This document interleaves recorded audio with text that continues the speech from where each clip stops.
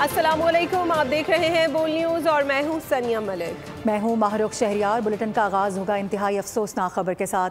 आपको बताएं कि जामिया कराची में तालिबा पॉइंट बस की जद में आकर जाम बहक हो गई है। तालिबा अनीका जामिया कराची की बस से उतर कर जा रही थी कि अचानक ड्राइवर की जानिब से रिवर्स किया गया गाड़ी को, जिसके बाद बताया जा रहा है कि यह अफसोसनाक हादसा रूनुमा हुआ है। हादसे के बाद जामिया कराची में तालिबात की जानिब से एहतजाज किया जा रहा है। जामिया कराची में तालिबा पॉइंट बस की जद में आकर जाम बहक हो गई है। तालिबा अनीका जामिया कराची की बस से उतर कर जा रही थी कि इस दौरान ड्राइवर ने रिवर्स गियर लगाया, जिसके दौरान ये हादसा पेश आया। इस हादसे के बाद जामिया कराची में तालिबात ने एहतजाज शुरू कर दिया है। जामिया कराची में तालिबा पॉइंट बस की जद में आकर जाम बहक हो गई है। तालिबा अनीका जामिया कराची की बस से उतर कर जा रही थी कि ड्राइवर ने रिवर्स के दौरान कुचल डाला।